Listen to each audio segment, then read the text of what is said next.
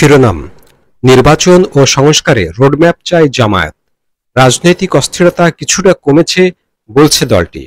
বিস্তারিত।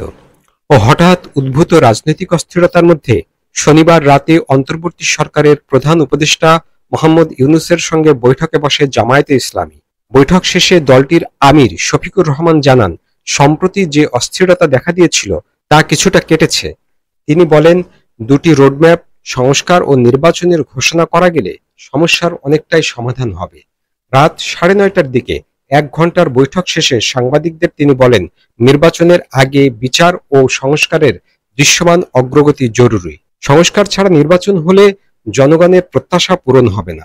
আবার সব সংস্কার এখন করা সম্ভব নয়। 5টি সুনির্দিষ্ট বিষয়ে কাজ শুরু হয়েছে, সেগুলোর সন্তোষজনক নিষ্পত্তি প্রয়োজন। প্রধান উপদেষ্টার সঙ্গে বৈঠকে জামায়াতের প্রতিনিধি দলে ছিলেন নায়েবে আমির সৈয়দ আব্দুল্লাহ মোহাম্মদ তাহের।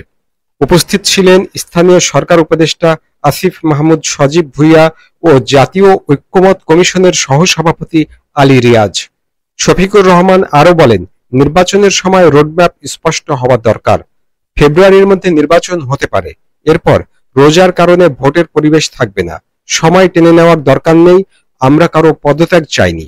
বৈঠকের প্রেক্ষাপট ব্যাখ্যা করে তিনি বলেন, প্রধান উপদেষ্টা সম্প্রতি জাতিকে বার্তা দিতে চেয়েছিলেন, যা দেননি। এতে সমাজে অনিশ্চয়তা ও আতঙ্ক তৈরি হয়। কয়েকটি পক্ষের অবস্থানের কারণে তিনি অভিমান প্রকাশ করেছিলেন। জামায়াত আমির বলেন, এই সরকার আমাদের সবার, আমাদের সবাইকে সহযোগিতা করতে হবে। যারা সরকারে আছেন তারা নির্দলীয় প্রতিনিধিত্ব করছেন। তবে কিছু ব্যতিক্রম ঘটেছে যা মাঝে মধ্যে সমাজে উদ্বেগ তৈরি করে। এর আগে বিএনপির প্রতিনিধি দলের সঙ্গেও ও পরে এনসিপির সঙ্গেও বৈঠক করেন মোহাম্মদ ইউনূস।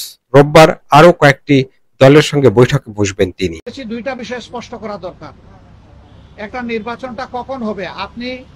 আপনি যে সময়সীমা দিয়েছেন এর ভিতরেই জনগণের কোনো ধরনের বড় ভোগান্তি না হয়ে একটা কমফোর্টেবল টাইমে এই নির্বাচনটা হওয়া উচিত আমরা মনে করি। আর 2 নম্বর, আমরা বলেছি এই নির্বাচনের আগে অবশ্যই সংস্কার এবং দৃশ্যমান বিচারের কিছু প্রক্রিয়া জনগণের সামনে আসতে হবে। সংস্কার শেষ না করে যদি কোনো নির্বাচন হয়, এই নির্বাচনে জনগণ তাদের প্রত্যাশা পূরণ করতে পারবেন।